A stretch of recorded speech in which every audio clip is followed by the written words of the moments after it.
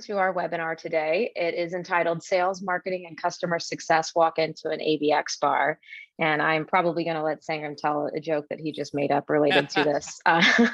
But my name is Laura Hall. For those I haven't met yet, I'm the head of marketing and customer experience at Revigy. And I will be moderating today the bar fight here between our customer success persona representative, marketing representative, and sales representative. So we're very pleased to have Jamie Bertazzi, President and COO, newly promoted. Congratulations, Jamie, at Tatango. Thank you. Thank you. Delighted to be here. Delighted to have you. And then we have Sangram, the illustrious Sangram co-founder and chief evangelist for Terminus. Wonderful ABM platform. We are happy customers. Yeah, from my 1990s, I'm just dropping into that. I wish we just had that picture and not the real one. You can thank Google Images. Yep. And then Joe Monastero, our head of global sales here at Revigy, representing the sales side. Nice to be here as usual. And y'all, as promised, there are no slides. I only have 2 slides for the entire presentation. So I'm going to stop sharing and we're just going to have a conversation today and engage in some real talk about, what ABX is, where the breakdown can happen between these 3 revenue generating functions. And most importantly, what the heck do we do about it? So we'll go around the horn here real quick. Lisa's going to throw up a poll here, first of all, just so we can level set to understand, where you all, our audience is in your account-based process. But while you're answering that, let's go around and talk about each one of you. What does account-based everything mean to you, and why is it so important for revenue teams? And Jamie, I'll start with you since that's the order you are on my screen. Sure. Okay. So for those of you who don't know Tatango is a leader in the customer success industry. And so we at this point have over 5,000 customers and, I would say one of the fastest growing companies in the space, very large and successful. We appeal to kind of customers of all sizes. So in my opinion, the whole ABX thing is really about delivering the optimal value for your particular customer at the right time. And what I mean by that is, if you have a customer who has 3 employees, at a certain point in their journey, they might need one thing versus a customer who has 3,000 employees or 300,000 employees, et cetera, right? And so it's about really kind of understanding the customer super well using technology. I think these days it's very hard to scale things when it's like, one human being at a time. But to make sure that you're continually delivering that value as early on as you possibly can. I love that. Sangram, let's go to you next. What does ABM mean to you? ABX, sorry, wow. Freudian slip, right? It will take time. It took 7 years for the world to get to say ABM. So if you're going to shift that to anything else, it's going to take maybe, if not equal, some amount of time. I'll just quote Andy Stanley, one of the local leaders here in Atlanta. He said, "Do for one, you wish you could do for everyone." And that kind of first time I heard that, I was like, no, I want to do it for everyone. I want to, toys for everyone, like Ellen Gender, or, just gift for everyone, books for everyone, like all those things, right? Or, the way we have thinking it. But the reality is that when you do the same thing for everyone, it becomes average. And the reality of if you're in B2B, you have accounts, they should be tiered. You should have $1 million account. You should have, like, Jamie said, like all these different levels of accounts, and you should not be doing the same thing. So if you look at your marketing, sales, CS experiences that you're creating today, and all of that is doing the same thing, you're not doing any of that. So to me, the X is for experience is like, well, what kind of experience you want to create? And it might be hard to accept it, but you have to start doing things differently for different people, and it's okay. That is so true. You can't be all things to everyone. Joe, contradict me. Yes. So it's a bar fight. You gotta do something. It's interesting you say that. So when I've looked at ABM in the past, is we always focus on and have for the last several years between sales and marketing. For me, it's always that rifle shot versus the shotgun approach, right? I don't want to just throw a whole bunch of stuff at the wall and hope that something comes out of it as I'm creating cadences or doing outbound prospecting or even working with marketing to drive campaigns. ABM, ABX more specifically, is always about treating that customer as a unique rainbow butterfly, if you will, as we call it. And how do you approach them with their challenges, their problems, their needs, and really a solution first angle. So that's how I've always approached it. But what's interesting is at scale, this is where it really changes, because you have to approach each unique customer individually, but do it in a scalable, broad sense. So how do you do that? How do you group your customers, as we were all talking about, based on what vertical they're in, the amount of employees they have, what their specific needs are, what their challenges are? So, and really what this kind of boils down to for me is, with all of us in the room, right? How do we each work together as an individual part of the ABX strategy to bring home that experience, Sangram, as you said, that is second to none for our customers and our prospects more specifically?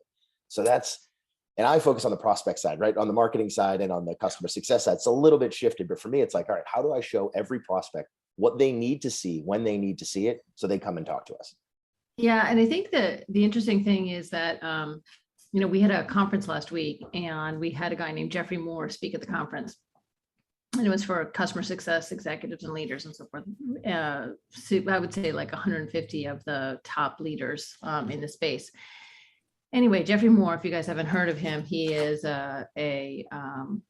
he's a leader in kind of business strategy. Think of it that way. Yeah. Right? He's written like, Crossing the Chasm and some other really powerful business books. But anyway, the point that he made in this talk that I thought resonated really well with a lot of the folks in the audience was that the world has shifted from a product-centric approach to a customer-centric approach.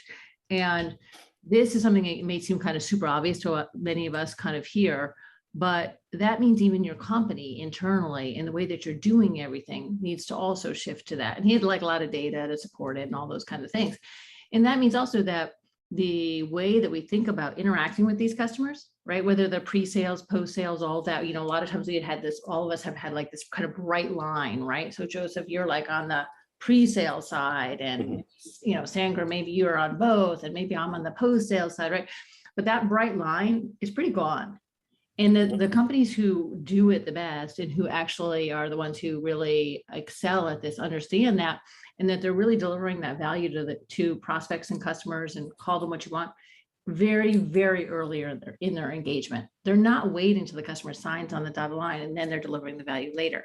It's about figuring out what that specific customer needs at that moment and delivering it as early as possible. So you give them this fabulous brand impression, right? And they see value from everything that you're doing, and then they, sign up with you, or they keep going with you, or whatever. Yeah, no, that's a great point. I'm just going to jump in real quick. We have the poll results that came up. I'm very impressed with the audience. About half of you came here to learn what ABX is, and it's a lot to invest that time into learning and expanding. And ABX is still a very new concept.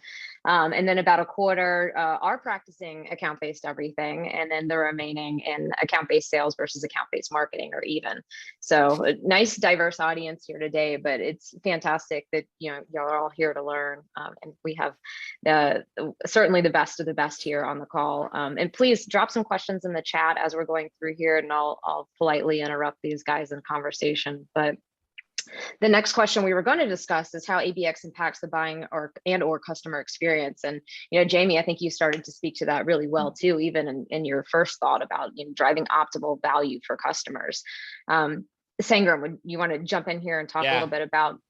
Yeah, let's go ahead and do the second poll that we discussed. This is the only things that everybody's listening is like, oh, we got to, no, these polls actually are really helpful to guide the conversation. So thank you for participating in it. But the second poll we're just putting out there, which is all about what's your competitive advantage right now. And this is very important for everybody to think about it. And if you want to pick the emoji, but is your competitive advantage your product, or is your competitive advantage the brand, the persona of the brand that you represent, or is it the process? And I want to decipher on that based on the response we get. But before that, I want to just quickly comment on Jeffrey Moore, because Jamie, you just brought him up. He wrote like the first quote for the book that everybody's going to get. Jeffrey Moore was the first person I interviewed. He wrote Crossing the Chasm, big fan of him. Mm-hmm. And I remember this very clearly. It was 9 a.m. in the morning. I've almost done the book. And I was like, all right, Jeffrey Moore, I just want to talk through this with you and, see if I can get an endorsement from you. And he's like, well, yeah, I just came from 5 days working with Mark Benioff and his entire team and, all this stuff. And so he's like, this is my first meeting, or let's get into it. And I show him this this idea of companies going from problem to product to platform. And I talked about like, well, in the early stage, you just have sales leaders leading it because you're closing more deals. And that's kind of a lot of companies go through. Then you add marketing to exponentially grow the sales and the revenue of the company. That's when you invest in marketing. Most companies don't do that early on until you get to a point where there's a product and you need more drive and more at bats. And that's the point of marketing coming in, to drive the growth of your business. And then you add customer success. And he's like, whoa, wait, you got this wrong. I was like, shoot, I'm done with the book. All I wanted this guy was that, okay, thumbs up and just give me a blurb and just move on. He's like, no, you got this wrong. I had sales plus marketing and then plus customer success. So to answer more now, going back altogether to the answer to the question is, he said, you got the order wrong. You don't have the system wrong. You got the order wrong. If you want to build a successful business, as a matter of fact, your CS should come ahead, or if not, at the same time as sales and marketing. Because Absolutely. if you don't do that, you're going to continue to bring bad customers. You're going to continue to have lower GRR, NRR issues. You're going to just have all kinds of issues. And the best of the companies, great companies, have customer success sitting in the same room every single time when you're making decisions on pricing, packaging, positioning, all of that. They are not afterthought. They're actually the ones who make that conversation real. I like right. And so I totally agree with that. And I think that the point he was making at this conference, at our particular conference, was that the world has moved from product first to customer first. And that actually the other thing, the point he made, which I loved, was that the fact that the executives and the boards really get that, and they're kind of already down there. And in that, if as a senior executive in a corporation, you don't understand that, and you're not driving that with your organization, this is a growth area maybe for you. And that this continuous focus on the customer is what's driving this shift in pre-sales versus post-sales, and like kind of obfuscating that line, the bright line that even me as like a go-to-market leader at Tango, I used to think about it that way a bit too, right? Like, okay, well, I'm going to wait till this customer signs my deal. And once they sign the deal, then I'm going to move them on over to, onboarding, right? And these kinds of things. But we can all in our own lives think of examples where brands we interact with are giving us value even before the deal is actually signed, right?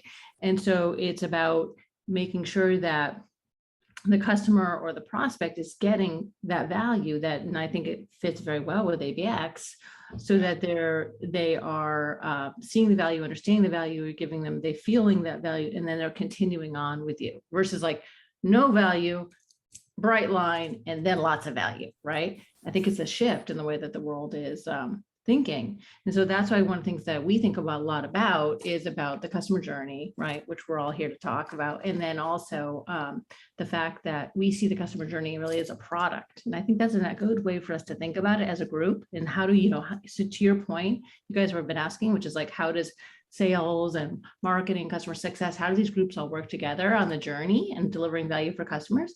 It's because we have to think about the journey as the product. So if the customer journey is the product, then it's easy for us to understand how to iterate, because these three groups all have kind of a stake in that journey and moving that customer through.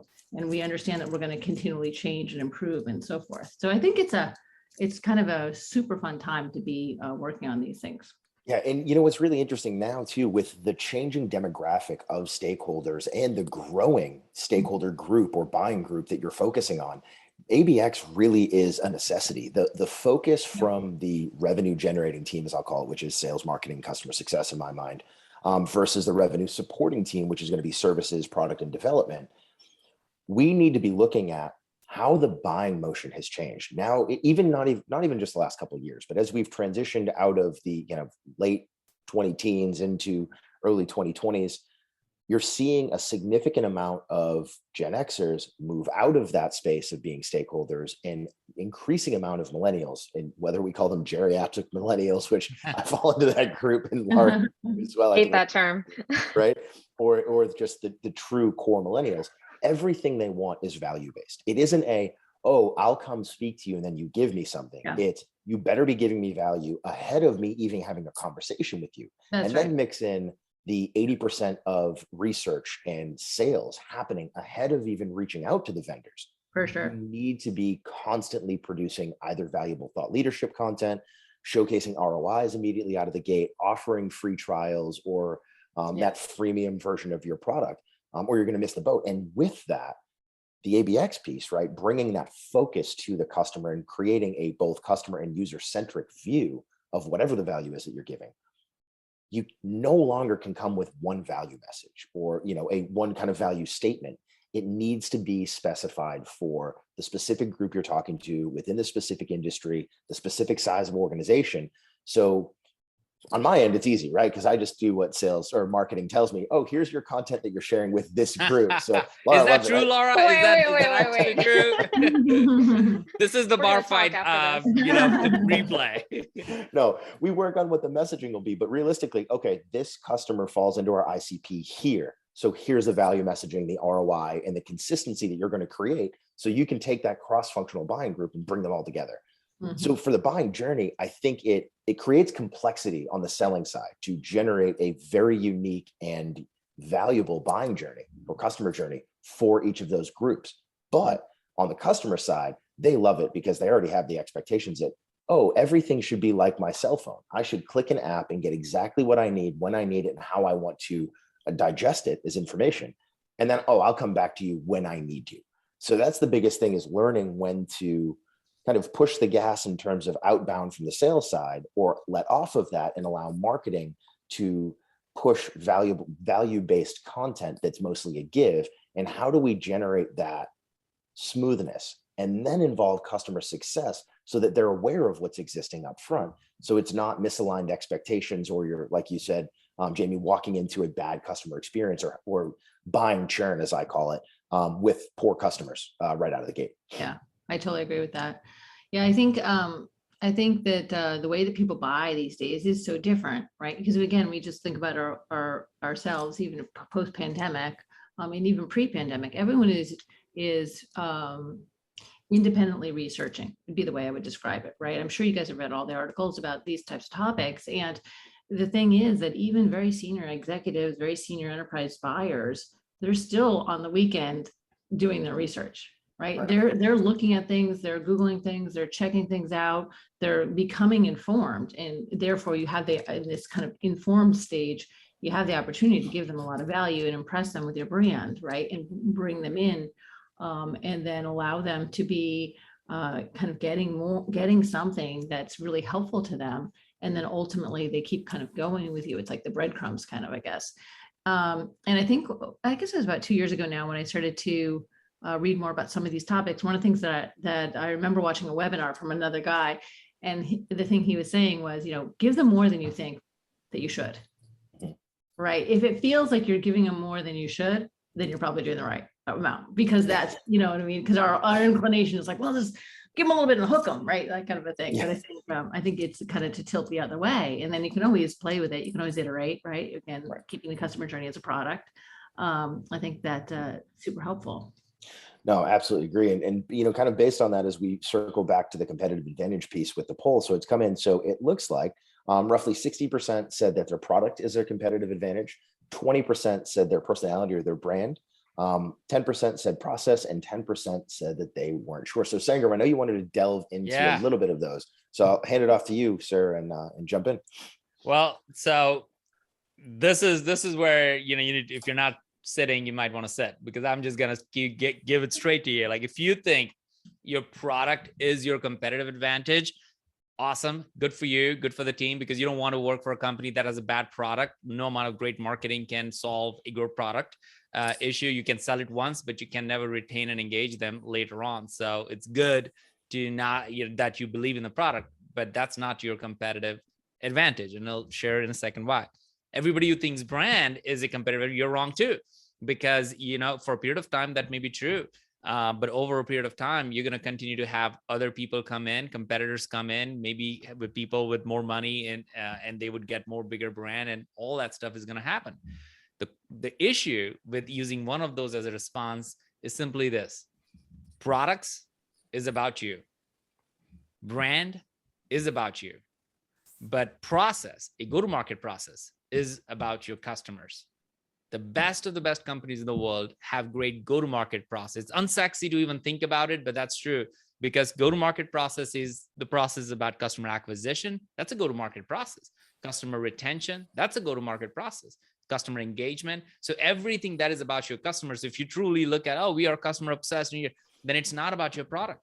Oh, if you're a customer, we're all about our customers, then it's not about your brand. It is absolutely about your go-to-market process. So Brian Halligan, who was the CEO of HubSpot when we were researching for the book, he said very similar to what Jamie, you just said. He's like, go-to-market is a product. It's an iterative way of thinking. It's not you go overnight or a weekend and get your teams together. And that's a strategy. That's a corporate strategy. Go-to-market is moving this ship every day and making decisions that change the trajectory of your company, not 6 months into it, every day, every week. So it was an alarming research for me. And that's why we wanted to put this question on out there, is that it's great if you feel you have a great product at the company. But guess what? If that stays as your competitive advantage and that is it, you're going to be, it's 12 months, 14 months from now, you're going to realize that, oh my gosh, we needed to invest in a lot more of the ABX stuff. So we actually have a question that I just want to jump on quick before we jump into the next piece, because it goes along the lines with what we were saying in terms of you need to be giving more than what you would expect. So the question is, I love the idea of giving more and how the line at the deal close is blurred, but how do you stop customers from taking advantage? How do you say, okay, we've given you enough time to pay? I think you iterate. I think you don't know, right? Yeah. You guess, you look at the data, you make a guess, you put something out there and you see what happens. And then you continually iterate against that. And you use technology, right? There's platforms and things that are kind of available. Tatango is one. These other people have other things as well. And you can see the data about what's actually happening. And then you can make decisions that try A/B testing and kind of so forth. And you play with it a little bit and you see where your numbers look good, where they're too low, you're not giving enough, too high, maybe cut back on your limits a little bit more, things like that. And I think that's the only way to know anything, honestly, because none of us are truly smart enough to just sit around here and figure it all out. You just got to start. And that's the other thing I think that's important these days is speed is of the essence, right? So you have to make sure that you make decisions quickly. Yeah, it's really that fail fast approach, right? You need to be a data-driven organization, and ABX in itself is truly a data-driven exercise. Without an understanding of how you're manipulating your ICP, you're manipulating your grouping, what you're pushing for marketing materials, how you're coming with sales messaging, how that fits with each of these customer segmentations and what's happening there, you really have no path forward. You're just guessing. And it's okay to guess initially. That's how you're going to get started, right? And really move toward failing quickly so that you can quickly iterate on that, shift directions and go. And one of the ways that Laura and I work together so well is through that iterative process. Neither of us is trying to get things perfect right out of the gate. And I think one of the biggest things as you're going forward with your ABX, ABM, or account-based selling programs to note is you are never going to get it perfect. And more likely than not, you're never going to get it right until you're on your 10th iteration. One thing's going to work, 3 things are going to work, 10 things are going to work, but it's constantly tweaking and optimizing that process flow that is really going to get that win overall. Actually, one of the other things I've seen, and I was just having a conversation with another senior executive yesterday about this, is that actually sometimes what you do is you iterate and you get to the optimal spot and you continue to iterate and you move away from it. So you like over perfect. And then you're like, what happened 9 months ago? My numbers were looking so good. And now they're like, and then you have to go back. So that's why you have to try and make sure you have the data, you understand your changes you're making. You can kind of like optimize it. You can kind of go back and say like, because sometimes in the moment, it's hard to see the peak. And then slowly you see a little bit of a tweak and you think, but maybe that's just, it was just Christmas. It was just the holiday week of Thanksgiving, right? Whatever. And then, but eventually you can see the trend line and then you're like, oh, no, let's go back. What did we do? That type of thing. So it's all those variables. Yeah, no, you're absolutely, it's all the variables that no one either doesn't consider or tries to push on. And then you just kind of over engineer. We run into that a lot, even with our platform, where you have people that are coming in as stakeholders. And rather than saying, okay, what has worked and how do we optimize that? It's, oh, no, screw this. I'm going to rip everything out because my way is the best way and go forward with that, which is, I always laugh when I see things. I'm like, no, please don't do that. You will regret it immediately. Yeah. We have the saying, we say, stand on the shoulders of those who came before, because it is human nature to come in, like you hire a new group and say like, oh, everything was yours bad. And now my stuff's good, right? No. Let's stand on the shoulders of the ones that came before you. Well, speaking of some of that process alignment, this is a great transition into where does the breakdown happen between the revenue teams? And I know that we've kind of all agreed on a definition of ABX and why it's important, but I think we've probably also all evolved to get to this point. You know, Sangram, even you admitted earlier too, you had put CS as the last sort of layer to your process. So I would love to hear from you all, you know, where does the breakdown happen, and then we'll move into some solutioning or some advising too of how do we get over that hump. And while we're doing that, so we get the audience perspective too, there would pop up another poll question to ask you all what parts of your revenue team seem to be on an island. Sangram, let's start with you since I called you out.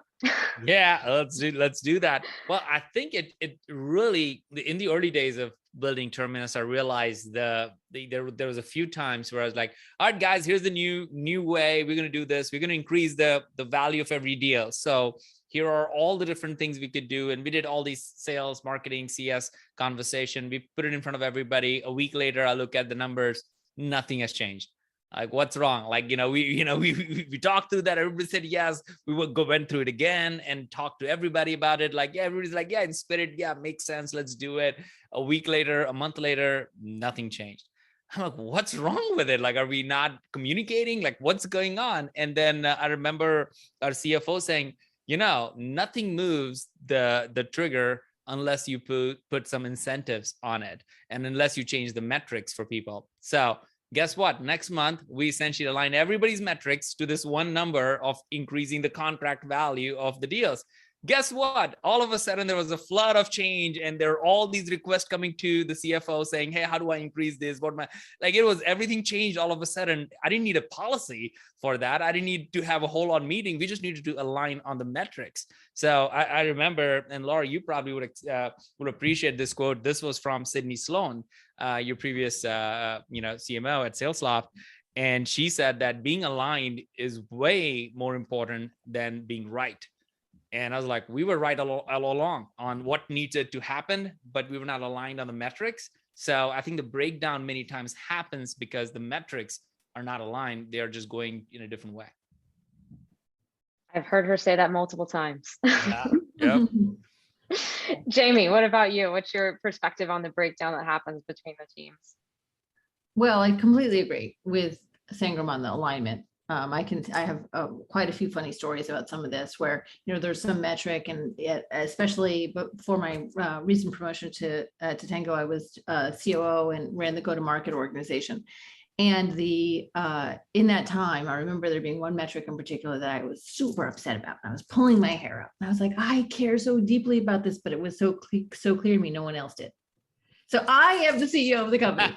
I am losing my mind over the fact that this metric is not what it needs to be. And I'm looking around and everyone else is like high-fiving. And I'm like, how is this happening? So it became very visceral to me that it was clearly about the alignment around the goals. So then I changed everything. That was like a couple months later, I had the opportunity to redo all the comp plans, and I did.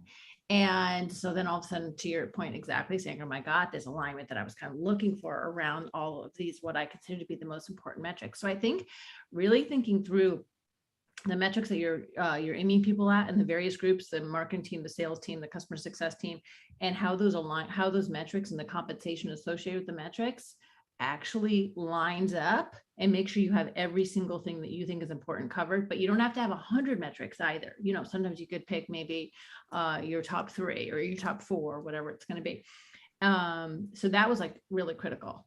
But I think kind of coming back to the other part of the question, which is where do I see the misalignment, right? And that was, I think, something that Laura was asking. I would say that sometimes where I see the misalignment is, we got to put it out there really bluntly, I guess, a couple of things. One is the AEs or the sales organization sometimes is too focused on just new logo. The way we work, we have our AEs focused on a portfolio. They have their new logo they're going after, and then they have their customers that they've sold that they're working in hand in glove with the customer success team, right? So sometimes they're too focused on the new logo, which is, obviously super difficult to win deals and make it happen and all the normal stuff that we all deal with, sales stuff. And then there's growing the base.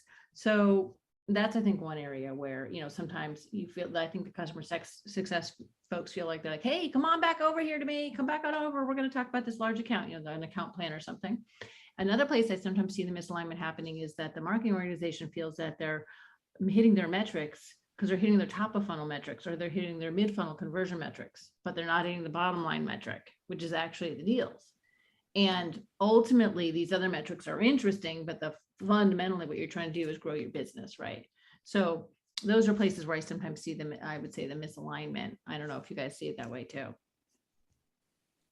I like this one. So for me, the misalignment is everywhere. I think that from my perspective, we do a decent job at Revenue, right? And I think customer success still sits out in the cold a little bit, as Laura can attest, as she's taken over that as a responsibility in the last year or so. Laura, you got to come talk to me. I'll give you all my playbook. I'm going to. So, and I think, and I'm going to pull this from a friend of mine, a quote, it's everyone has main character syndrome. Sales, marketing, customer success, they all think that they are the main character in their own story and tend to not drive that collaboration and alignment necessary to simplify their lives. Sales, like you said, Jamie, that was perfect. I am primarily focused on making sure that we pull new business in, or new revenue, right? Whether it's from existing customers or new business. And thereby my interactions with product development and everything else is truly focused on what do my prospects want and how is the market shifting, or how do we need to shift the market to be ahead of everyone else? Marketing is focused on inbound. How am I generating more inbound revenue? How am I generating more inbound MQLs, leveling that up? And Laura's going to kill me for this one, but what I laugh about is so many of the metrics that come out of marketing or in a non-aligned marketing group are vanity metrics. I don't care about how many MQLs as a salesperson scored up last month or last quarter. What I care about is how many of them were actually viable or turned into viable opportunities that we could drive discovery against and bring revenue in from. And then with customer success, I see we need to serve our customers the best way possible, even if that means developing things that don't work for the market, paying attention to customers when we should be paying attention to our roadmap, and kind of conflating happiness of a customer with success of a customer, which for me are two very different things. If a customer is being successful. Oh, no. Boy, not at all. I knew this finally was the good. fight. But really, when you think of that, I don't know, Joseph, we're gonna have to talk about alignment in your org too. No, and that's an area that we need to push, right? I truly feel like one of the biggest problems is not even sales to marketing anymore. It's sales to customer success alignment, and it's off. And really, going into the future, this is not a nice to have. It's not we should be more collaborative, have more alignment. It is absolute table stakes. You will fail as an organization going into 2023 and beyond if you do not have alignment between your revenue teams, along with constant feedback loop between the revenue team and the revenue supporting team. You will not be successful because you won't be able to develop fast enough. You won't be able to pivot fast enough or go forward. So, I mean, that's really where I see it. And look, it's on the fault of everyone, I think. It's like I said, main character syndrome. We all think that we're doing what's best for the company and don't stop to realize that there are vulnerabilities that each team has that are upheld or shored up by the other teams. And that's kind of my leadership style, is to say, look, I don't know everything. We don't need to be the smartest group in the company. What we need to be is the smartest company in the industry. And that's really the focal point that we need to drive forward. But Jamie, I'm curious on what you think. So, okay, so I'm going to go back to my basic statement I said earlier, which is it's about like the alignment of the goals. Okay, So let's just think about this for a second. So if you have your customer success team focused on, let's say, retaining customers and expanding customers, right? Growing customers, retaining and growing, versus if you have your customer success team just focused on retaining. So let's just play this out for ourselves for a second. So let's say we have our new logo team focused on new logo. We have they have new logo and expansion, and the customer success team has retention only, right? So everyone's with me on this, right? Which is like all I'm doing in customer success is making sure the customer's happy and making sure the customer signs their renewal. Well, there is no like check and balance kind of in that scenario, right? Because this is like kind of what you described, Joseph. But if you think about it the other way, which is in the way we do it is, so we have our sales team focused on new logo, and they also own customers, and the whole portfolio is doled out because they've sold these customers. So you sell a customer, you hold on to that customer. So you you have your customers and you're growing the customers and bringing new logo and growing the customers. The customer success team also has the expansion target. So we have the customer success team have the expansion target and the sales team has the expansion target on a per customer basis. So they all know exactly what they're trying to do. So the customer success team knows that they will never be able to hit their expansion targets if the sales team doesn't successfully bring on people that they can therefore expand, right? We have a fabulous, at Tango anyway, we have a fabulous land and expand model. We do an amazing job. We have net revenue retention of 120%. So if you want to talk about that more, you can come talk to me and I'm Jamie@tatango.com. So you can send me an email and I'll talk to you about all that. But the point being that that's, I think, one of the pivotal pieces there. It's about, again, it comes back to this thinking for a second for yourself, go away and think with a whiteboard without a lot of noise about this concept of like, how am I really aligning my people? Because if the message you're only sending to your customer success team is the only thing that's important is whether the customer's happy and they kind of renew, you don't have to worry about expanding them or hitting an expansion target. If they're going to hit an expansion target, they got to have more customers in the door to hit the expansion targets. You're then getting your kind of tighter alignment. So we don't have the, I'm not saying in the history of the company, we never had it. But I'm just saying, I had this like pivotal thing a couple of years ago now that drove some of this. And I would just pass this on to you guys as my thinking on the topic. So you could learn from it, not have some of my scars. No, and I totally agree with you. That's one of the areas that we do have battle wounds from over the last couple of years. Sure. And what we've actually tried to do is adjust that. The relationship between customer success and sales has now shifted from a handoff to a ride shotgun type approach. So now it has to, right? So customer success gets handed a new client.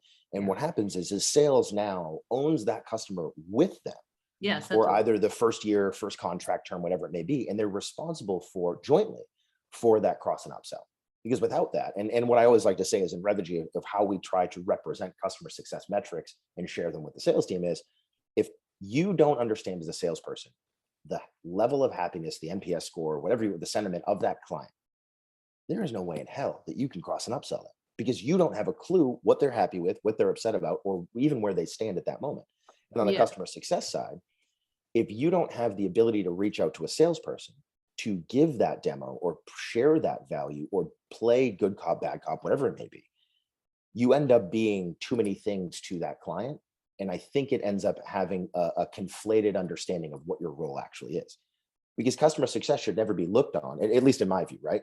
To be that salesperson or play that sales persona for too long. Introduce things, share a little bit of value, yes.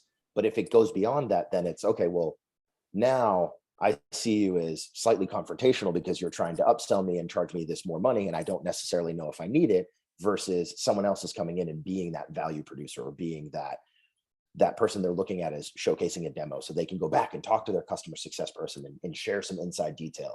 Ultimately, it all filters down to everyone in the revenue team anyways, but it kind of needs to be that good cop, bad cop approach. Yeah. Do you guys have, where does, in Sangram for you too, where do you guys have what's the org structure? Is it that customer success and sales are both reporting into the CRO? Yeah, it's a CRO. It's a CRO focused. We can answer one of the questions. So Laura, help us, to guide the conversation where you want to take it. But I'll just pen it on with this thought that we have gone both ways. We have had where CS was more order takers and pleasers and recognized that did not work. And then we turned around and said, no, you got to have a revenue number on it. But the personality of most CS people is not sales oriented. So they couldn't do that. So, it's like, it's not hiring if you force somebody to do something different, like it's just not going to work. So we have been on both sides of it. And what really ended up being, going back to our earlier conversation on metrics, is like, all right, let's just put both of these teams under CRO so that the CRO could help make the decisions and CRO can set up teams and processes. And they are all incented at the end of the day with one number metric as one team. And that's really what made the whole difference, more so than anything else we have ever done. Yeah, I agree.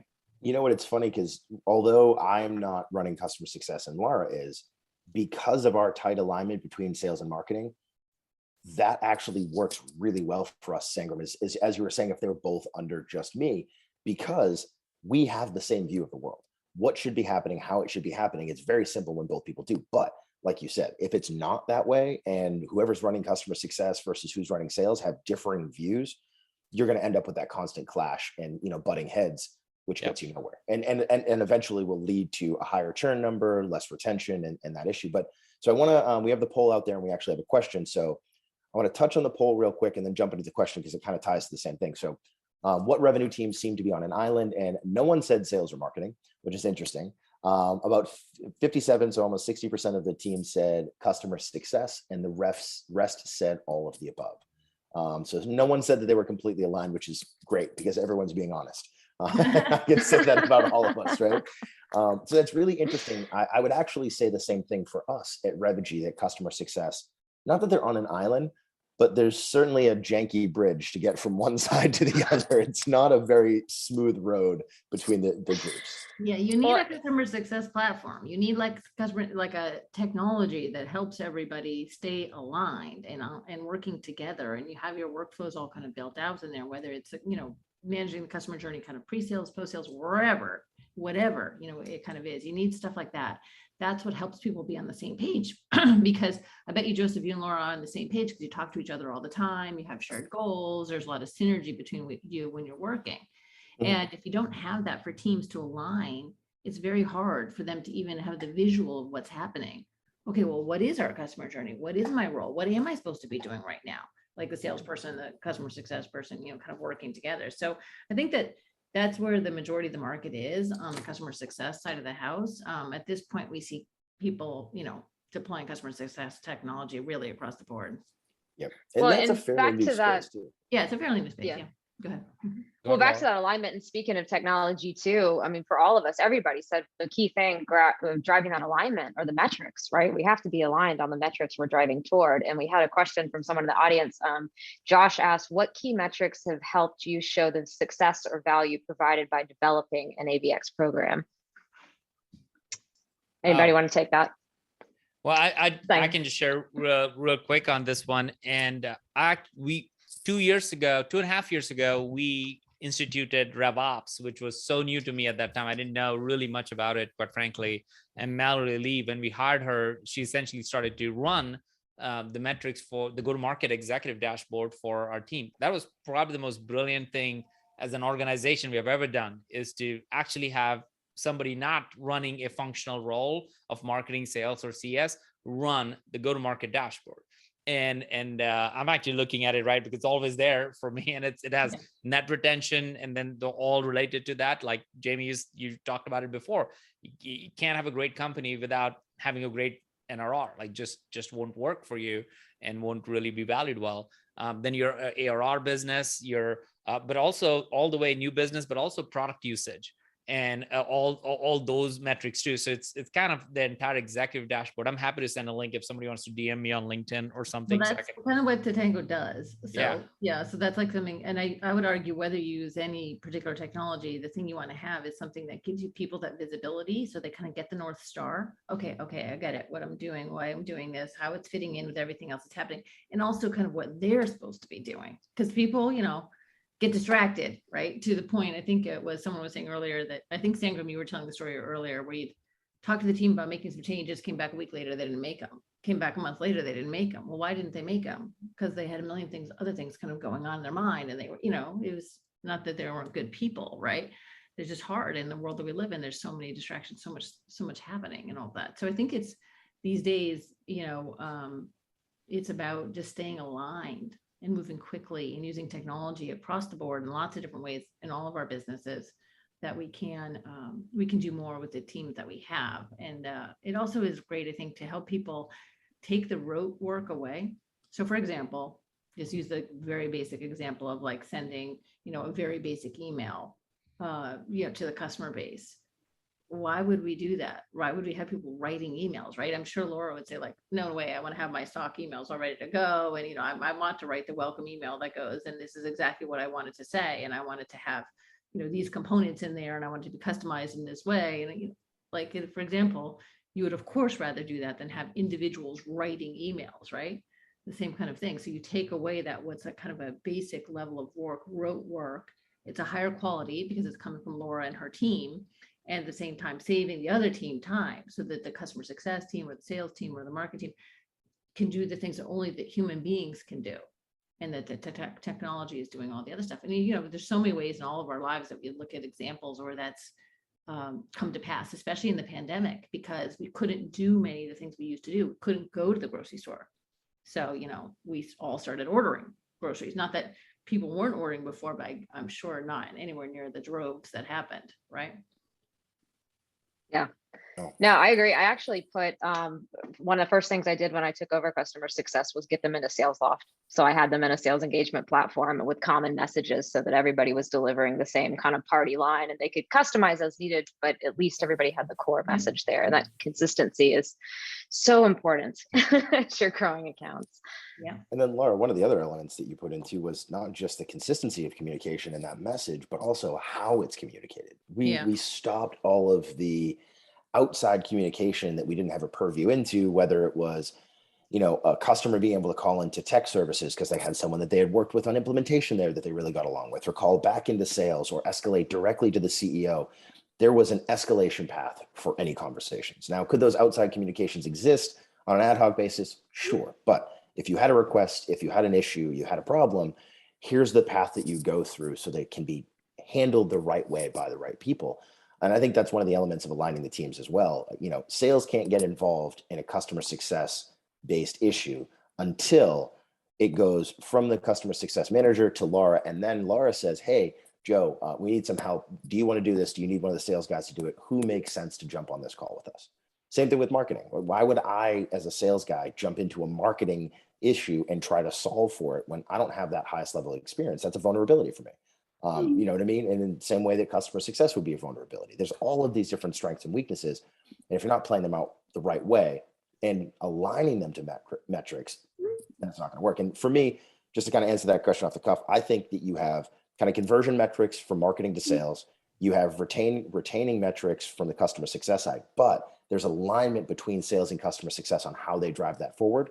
And then there's that cross and upsell piece. Those are kind of the three ones that I think unite all of the revenue teams together, so that you're seeing the transition of prospects through to sales, through to customer success, and then all the way through that final kind of, retain, renew, expand cycle.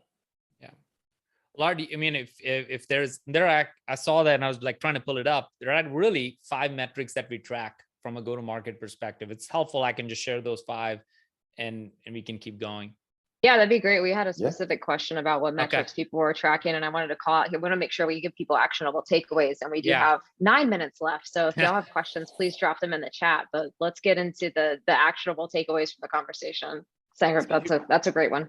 Okay, so here are the 5 metrics that we track. None of them should be of surprise, but it should help you think about what's very well known in the SaaS world is the valley of death. Like, these are the areas where if you don't fix it, you would go down. And if you don't pull yourself up, it will continue to pull your company down. So the first one, the typical valley of death, is you can create a great product. Everybody loves great product, seems like on this call, but can't market or sell, don't have enough at bats or don't have any big deals. And that's really the ARR challenge, right? Like, you need to create how do we acquire more customers faster? So the ARR is clearly what we track. The second one, something very few companies do well at, and this is why companies fail more than anything, which is sell, but you can't deliver or renew. So the metric for that is your GRR, where you fix your leaky revenue problem once, and if you can, once and for all. But really, it's a churn problem. Really a churn problem. That's why one of the things we have said in the book and everywhere else is the retention is in many ways your new acquisition way of driving your business forward. The third one is NRR, which is renew but can expand. Now, this is where companies, if you have a single product line company, you probably can get to GRR, ARR, fine, but you cannot really get to NRR that Jamie was talking about unless you have more than one product services, unless there's a way to what we call upserving, not necessarily upselling or cross-selling, but upserving, which is why CS can, if you help the CS team to think that what they're doing is upserving their customers, they will stop thinking like a salesperson, but think about like, oh, I'm actually giving them more value because I understand their problem better than anybody else. And that has really helped. So NRR is that's really where the exponential growth comes in, where how can our existing best help us hit our revenue numbers? And then the classic one is ACV, which can fall in any of this. You have created a great product, but you can still have issues with your marketing or sales, or see somewhere you're not able to create bigger deals, or you're not able to create large long-term contracts. I remember in the early days we had month-to-month contracts, right? And that was hard, like hard business to be in. So how do you create ACV, which is more annual contract, multi-year contract? And that really drives the business. So those are like really the 4 key metric. And the 5th one we track internally, and I think every company should track to see where they are, is where they are from a market perspective. So it's the idea that it's not just about category creation, but it's more of category leadership, meaning can you create more demand as opposed to just harvesting the existing demand that's in the marketplace. And that happens through things where how are you positioned in the marketplace? What are your key thought leadership areas where you're like, okay, that really gets us in more conversations, better, faster. What kind of community or events are we running that actually drives net new people that wouldn't have even known about us, but now they knew because we have this open area, or maybe getting into the analyst and try to get into the quadrant so that if somebody's looking for it, all of those 4 or 5 things really come into play. So ARR, GRR, NRR, ACV, and then category leadership. How do you measure category leadership? That's like a super interesting one to me in particular, right? I had the same question. Yeah, we're looking at a lot of that now. And we measure share of voice, and we have all these sub metrics and all that. But like, how do you really measure that one? What do you think? Yeah, that's the one that is not as like 85% or 95%. That's why we put in there like the 4 key metric. And this is a this is one where you're qualitative in every way.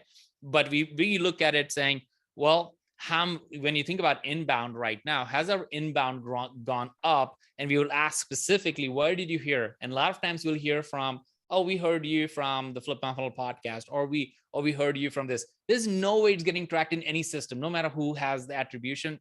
All this stuff, oh, we heard from the LinkedIn message, or we hold on this podcast. There's just no way you're going to find out about that from any metric. So there's this all dark social, dark funnel that happens. So you figure out like what we're doing is driving. Think about community. Like for us, we have built a Flip My Funnel community, we have built a Peak community. So there's no attribution for that stuff. So, but when we ask that question, where did you hear about us? A lot of people say, oh, I heard about it from Peak community or something. So that's how we start thinking about category leadership. Are we leading the conversation with our narrative and our point of view in the marketplace? And there are many ways to look at it. There's no clear way to do it. The reason we put it up there is because the truth of all of it is that if you don't put in something out there, it will be ignored. It won't be talked about. And we want to make sure that we're always talking about it. It's the hardest of all. We recently, we have a marketing leader who recently brought in a new technology. I don't remember the name of it right now, that we're using to automate some of that. I think if you're doing a lot of volume, it's hard to do stuff where tell me. I mean, you can, of course, but it's very tough to track that. So it's easier, again, I'm big into the technology ways to have people not have to do work, right? And make our life easier, because there's always more to get done. So I don't know. So it's early days on that, I'd say, on my side, but for sure that's super interesting to understand, because it's an area where I think many people have been blind, right? Yes. Hasn't been clear. Yep. Yeah, you can use like a meltwater to do that sort of social listening, media monitoring, but there's definitely always that qualitative that you were talking about, Sangram. It's really hard without having the conversations constantly to keep track of it. Which is hard at scale, right? Oh yeah. But we all know it works. Like, I mean, we all know it works. We all know it pays off. But it's hard. It's really hard. So that's why we're having mandatory field. Like, what did you hear from us about us? Because Google Analytics will show, oh, organic traffic. Oh, SEO is great. No. It was the LinkedIn conversation. It was the Revigi thing. It was the podcast. There's just no way right now that I know of that tracks all that stuff, because people are not giving their information when they do that, unless you force them to do that, especially in the inbound process or anything like that. And there's no great dynamic way of tracking that either, because like you said, someone could come in from one of a dozen LinkedIn ads that you have, or one of a dozen different things that they saw on a blog post, on Owler, on an email, on a webinar, or just a blurb, and then go and search that material. And it's funny, Laura and I talk about this a lot, that many of our inbound leads or demo requests, whatever it may be, come from a lot of that outbound work. So, that's one of those metrics we measure inbound versus outbound, and she'll laugh because I'm always on this, like, no, That's what he sales is still claims. doing it. But it's one of those things Now where we're talking. exactly, where you look at it, it's like, okay, so can we even attribute inbound versus outbound properly, or is it really just a blend? And are we blurring those lines the same way we're blurring those lines of value pre and post sale? But we're coming up on the end of time. The three of us, absolutely, or four of us, right? Absolutely have to do this again. This was a blast. I think some Sure. great value In came out of it. person next time, Yes. wherever Oh, Jamie that is would be great. pointing to, we should be there next know. time. Yes, here, absolutely. Yeah, he's like it. clearly in the coolest place. Yeah, we'll sit at my pool. I want to thank you all so much for coming today. We'll package everything up and send out a recording for those of you who are on. But we're also going to drop a link in the chat real quick. We're doing a survey on partnership with our friends at Mentor Group about specifically account-based selling, just trying to get a feel about where that is in terms of people's maturity there. So if you wouldn't mind filling that out, that'd be great. But Jamie, Sangram, Joe, thank you so much. I agree. We should do this more often and in person. Thank you. Yes, Thanks for having me. Let's All do right. it. Thank Talk you to so you much, guys. guys. Bye. Talk to you later. Bye.